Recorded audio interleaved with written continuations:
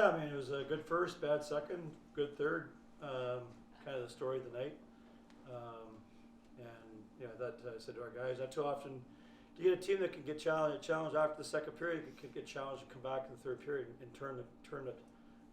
It just doesn't happen very often in sports. And he's got a lot of guys, a lot of pride, and they're disappointed with the way how we played the second period.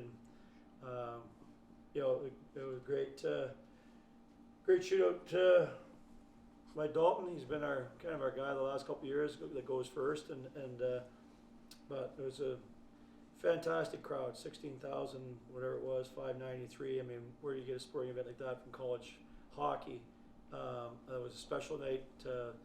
Last time being down here at Madison Square Garden as a coach, it kind of reminded me of the very first time we were here, where we kind of got close to it, so we sold out. So this event is awesome. It's over the last 15 years.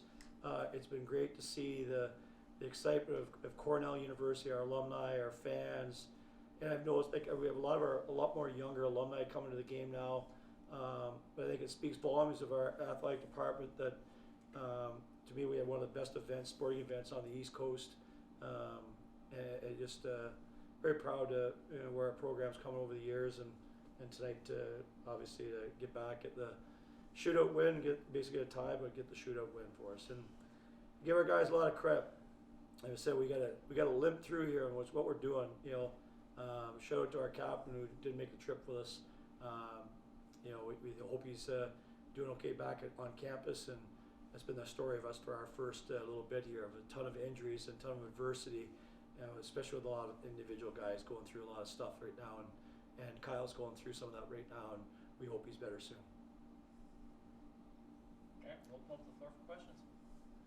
Coach, you talked about that second period. What was your message to the team going into the third? Well, it's just that's not the way we play. I mean, it's just not the kind of hockey that we play. I think they do it, but it's one of those things that you probably don't want to yell very often as a coach. But that was one of those nights, and it's never pretty. And those conversations between coach and team, too old for it. But it had to be done, but done that many times. But a lot of times players don't respond. These guys did. I go back to it. It's how impressive they can regather themselves, be resilient, and then step up to the plate in the third period and come back and tie the game up and do a great job of creating a lot of scoring chances. I thought the goalie played well. I thought Ian played well. But to turn it and come back and play the kind of hockey we did in the first, it says a lot about our players. Coach, huge game for Sullivan Mack coming back. What did you like about it, and did you expect all of that? Sullivan's one of our best players. I mean, he's we've missed him. He's been on the lineup now for 2 weeks.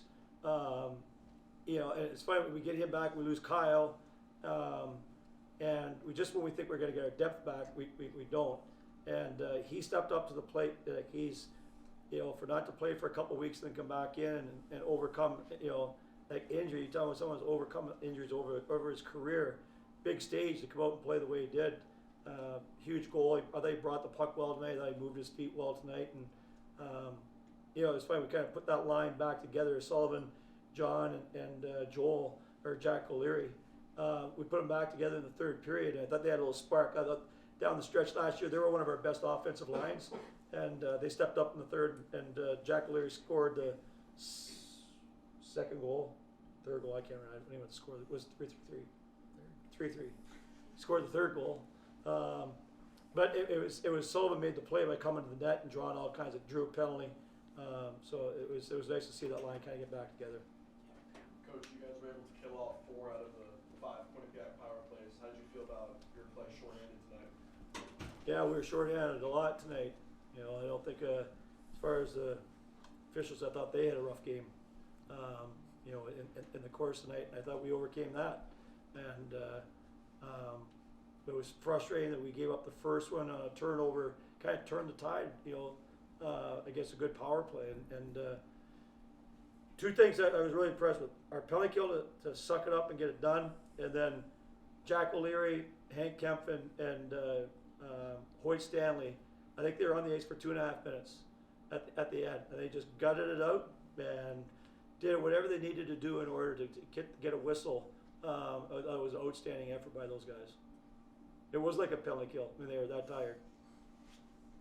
For you two players, just playing in a venue like this with so many fans, I know Wine is a pretty special place to play, but getting to step in and a different type of energy, what did that feel like, and what were you guys feeling out there on the ice? Yeah, no, it's pretty cool. Line is obviously great, but it's a little different atmosphere, and it seemed like there was a ton of people here this year, like I think even more than last year, so it was really cool, but at the end of the day, you just got to focus on the game, and I think we did a pretty good job of that. Yeah, I mean, just to add on, I guess it's just another home game. When you're standing on the blue line for the national anthem and you hear red echo through the stadium, you know it's going to be a good night. So just a really cool atmosphere, really cool venue to play in, and obviously the boys found a way to get it done tonight. Do you feel sort of like a magic touch playing inside the Garden? We know you obviously your hat trick 2 years ago, and then tonight have another great game. I wouldn't say that. Obviously, freshman year, that was a night to remember, obviously. But scoring a penalty kill goal was the craziest thing for me. This is my first year in the penalty kill as a junior, so that was pretty cool to get one of those. But no, like Sully said, just being able to play here and have a group effort and a comeback win like that. We faced adversity even last year in the playoffs and stuff, and only graduating Seeger and Chucky last year. We got the core group back, and everyone knows how to battle through adversity, and we did that tonight. Coach, Quinnipiac had struggles coming out in this first period tonight. What was the message to your guys, to try and capitalize on that? Yeah, not really a message. I think our guys were a little more comfortable than we were last year against BU. We had 10 freshmen in the lineup last year, and I think when it's your first time playing here, it's a little bit nerve-wracking, and I thought our guys were comfortable. I thought we played well, and then we just totally give Quinnipiac some. They pushed up the pace of play in the second period, and we didn't respond very well. And I think it's always easy to say, well, we didn't play well in the second, but they made us in different spots not play very well either. We just didn't respond. So they're a good team, and they're hard to play against. They're well coached. They can make plays, but I said the third period, I thought these guys again got going, and we had some great opportunities late in the game. Any other questions? Perfect. Thank you, everybody. Thank you. Thank you, Thank guys. you.